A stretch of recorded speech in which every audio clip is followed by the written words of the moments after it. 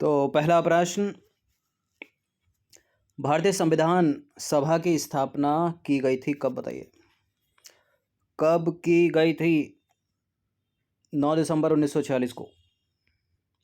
तो भारतीय संविधान सभा की स्थापना 9 दिसंबर 1946 को उसकी प्रथम बैठक के आरंभ होने के साथ हुई थी। ठीक है, याद रखना। क्वेश्चन नंबर 2 है, निम्नलिखित कथनों पर विचार करेंगे। पहला स्टेटमेंट, दूसरा स्टेटमेंट कौन सा सही है बताना है। 13 दिसंबर 1946 को जवाहरलाल नेहरू ने संविधान सभा में उद्देश्य प्रस्ताव प्रस्तुत किया और 22 जनवरी 1947 को संविधान सभा के द्वारा उद्देश्य प्रस्ताव पारित किया गया। क्या दोनों डेट सही हैं? उद्देश्य प्रस्ताव का प्रस्तुत किया जाना 13 दिसंबर 1946 और उद्देश्य प्रस्ताव का पारित किया जाना संविधान सभा के द्वारा 22 जनवरी 1947। करेक्ट है दोनों के दोनों, सी है इसका आंसर। तो 13 दिसंबर 1946 को भारत के प्रथम प्रधानमंत्री जो बने थे बाद में, जवाहरलाल नेहरू ने संविधान सभा के सामने उद्देश्य प्रस्ताव पेश किया। यह एक ऐतिहासिक प्रस्ताव था जिसमें स्वतंत्र भारत के संविधान के मूल आदर्शों की रूपरेखा प्रस्तुत की गई थी और वह फ्रेमवर्क सुझाया गया था जिसके तहत संविधान का कार्य आगे बढ़ाना था।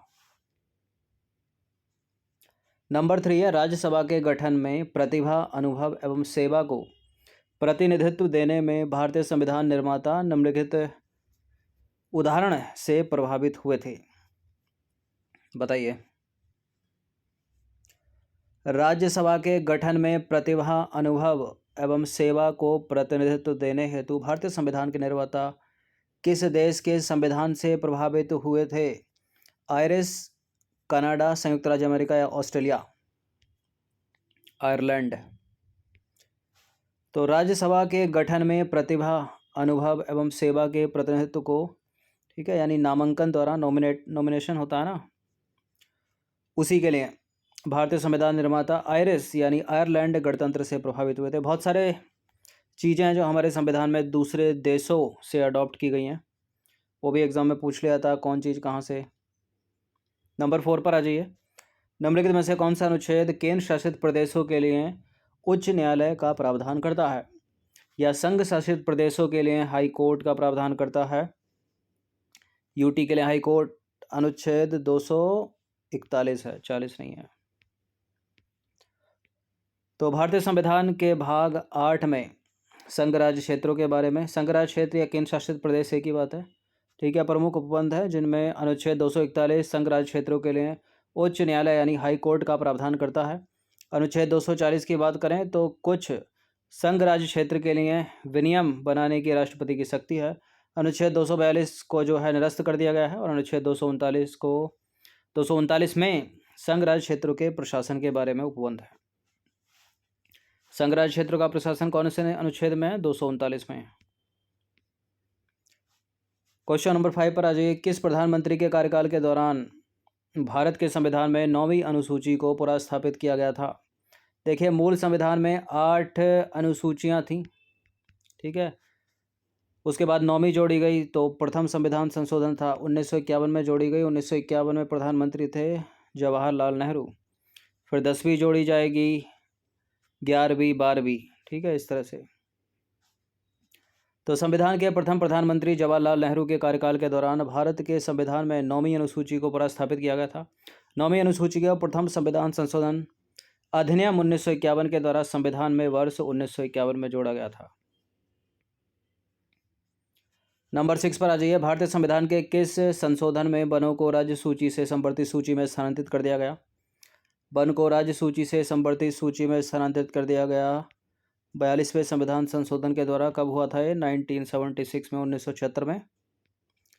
तो भारत के मूल संविधान में वन को संवर्धित सूची के तहत राज्य सूची के विषय में शामिल किया गया था। 42वें संविधान संशोधन जो हुआ था 1976 के द्वारा वन को राज्य सूची से स्थानांतरित करके संवर्धित सूची में प्रविष्ट कर दिया गया। क्वेश्चन नंबर 7 पर आ जाइए। निम्नलिखित में से भारत के संविधान के अंतर्गत विषय एवं संबंधित सूची के बारे में कौन सा जो ऐसा ही सम्मिलित नहीं है? वन संवर्धित सूची, शेयर बाजार संवर्धित सूची, डाकघर बचत बैंक संघ की सूची और जन स्वास्थ्य है राज्य सूची। बताइए कौन सा गलत सम्मिलित है? जन स्वास्थ्य राज्य सूची का विषय सही है। डाकघर बचत बैंक संघ सूची सही है। शेयर मार्केट भी संघ सूची में है, संवर्ती सूची में नहीं है, गलत है। दूसरा स्टेटमेंट वन संवर्ती सूची, तो बी गलत है। तो भारतीय संविधान के अनुच्छेद 245 से लेकर 255 के अधीन केंद्र और राज्यों के बीच विधायी शक्तियों का विभाजन किया गया, याद रखना। और इस संदर्भ में 7वीं अनुसूची में संघ सूची, राज्य सूची और संवर्ती सूची का प्रावधान है। इसमें वन संवर्ती सूची में, जन स्वास्थ्य राज्य सूची में, शेयर मार्केट और डाकघर बचत बैंक ये दोनों संघ सूची में है। क्वेश्चन नंबर 8 पर आ जाइए। संसदीय व्यवस्था वाली सरकार वह होती है जो संसद के सभी राजनीतिक दलों का सरकार में प्रतिनिधित्व होता है और सरकार संसद के प्रति उत्तरदायी होती है और उसके द्वारा हटाई जा सकती है। सरकार लोगों के द्वारा निर्वाचित होती है और उसके द्वारा हटाई जा सकती है, या सरकार संसद के द्वारा चुनी जाती है किंतु निर्धारित समय अवधि से पहले हटाई नहीं जा सकती। क्या मतलब है संसदीय व्यवस्था वाली सरकार का? संसदीय व्यवस्था वाली सरकार वह होती है जो संसद के प्रति उत्तरदायी होती है और उसके द्वारा ही हटाई जा सकती है। ठीक है, बी ही करेक्ट है इसका सही उत्तर, ये मत लगा देना। तो संसदीय व्यवस्था वाली सरकार वह होती है जिसमें सरकार संसद के प्रति उत्तरदायी होती है और उसके द्वारा हटाई जा सकती है। भारतीय संविधान ने संसदीय शासन व्यवस्था की स्थापना की है और यह इंग्लैंड की संसदीय प्रणाली का अंगीकरण है। इस व्यवस्था में कार्यपालिका विधायिका का ही भाग होती है और यह विधायिका के प्रति उत्तरदायी होती है। देखिए, इसमें वास्तविक कार्यपालिका शक्तियां जो हैं प्रधानमंत्री में निहित होती हैं और मंत्रिपरिषद में, ठीक है, प्रधानमंत्री और मंत्रिपरिषद में निहित होती हैं। और भारतीय संविधान के अनुच्छेद 75 के क्लॉज 3 में लिखा है कि मंत्रिपरिषद जो होगी वो सामूहिक रूप से लोकसभा के प्रति उत्तरदायी होगी। ये पूछा भी जाता है 1 नंबर में, 2 नंबर में कि मंत्रिपरिषद किसके प्रति उत्तरदायी होती है? सामूहिक रूप से प्रधानमंत्री, लोकसभा, राष्ट्रपति, इस तरह से ऑप्शन होता है, तो लोकसभा सही उत्तर है। क्वेश्चन नंबर 9 पर आ जाइए। भारतीय संविधान के किस भाग में पर्यावरण संरक्षण एवं संवर्धन तथा वन एवं वन्य जीवों की रक्षा के प्रावधान किए गए हैं या पाए जाते हैं? देखिए, ये हैं भाग 4 में। ठीक है, और भाग 4 में 2 चीज़ें, एक तो राज्य के नीति निर्देशक तत्व हैं, वो तो मूल संविधान में ही थे, और उसी में 4 का भाग 4 का ए या का जोड़ा गया है जिसमें हैं आपके मौलिक कर्तव्य। तो ये राज्य के नीति निर्देशक तत्वों में भी बात कही गई है इनकी और मूल कर्तव्यों में भी कही गई है, तो दोनों हो जाएगा, सी हो जाएगा इसका आंसर, ए और बी दोनों। तो 42वें संविधान संशोधन अधिनियम 1976 के द्वारा संविधान में राज्य के नीति निर्देशक तत्व जोड़े गए और उनमें भी जो एक तत्व है वो बाद में जोड़ा गया, वो है 48 के ए में उसको रखा गया। जो भी क्लॉज में आ गया उसका मतलब बाद में जोड़ा गया होगा वो। ठीक है, तो 42वें संविधान संशोधन के द्वारा राज्य के नीति निर्देशक तत्वों में एक और आर्टिकल जोड़ा गया, वो है आर्टिकल 48 का ए। उसमें क्या है? राज्य देश के पर्यावरण के संरक्षण और संवर्धन का तथा वन एवं वन्य जीवों की रक्षा करने का प्रयास करेगा। ठीक है, तो एक बात तो ये हो गई। दूसरी बात है मूल कर्तव्य में। मूल कर्तव्य अनुच्छेद 51 में है। ठीक है, 51 के ए में है।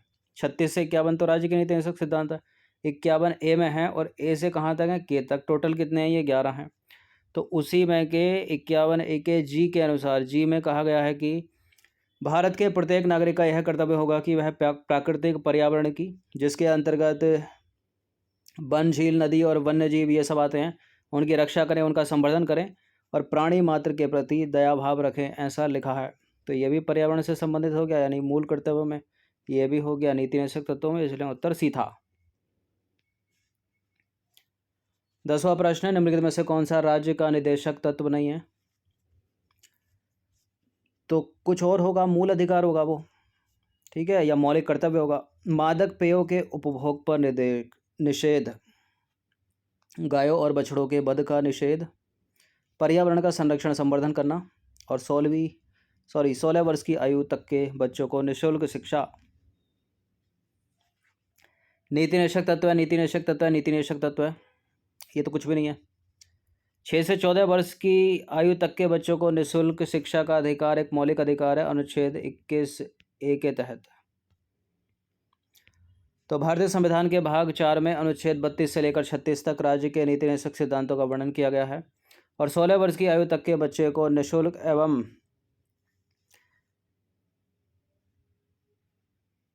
निःशुल्क शिक्षा राज्य के नीति निषेध तत्व का भाग नहीं है। ठीक है, बाकी विकल्प में दिए गए सारे सही हैं। अब जो सही होगा वो ये होगा, 6 से 14 वर्ष होगा। देखिए, वर्ष 2002 में 86वें संविधान संशोधन से शिक्षा के अधिकार को संविधान के भाग 3 में एक मौलिक अधिकार के तहत शामिल किया गया। ठीक है, बाद में जोड़ा गया। कौन सा संविधान था ये? 86वां संविधान संशोधन जो 2003 में हुआ था। इसमें अनुच्छेद 21 का ए जोड़ा गया।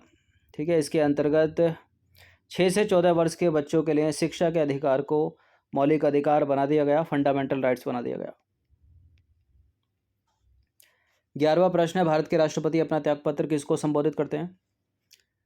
देखिए, राष्ट्रपति अपना त्यागपत्र देते हैं उपराष्ट्रपति को।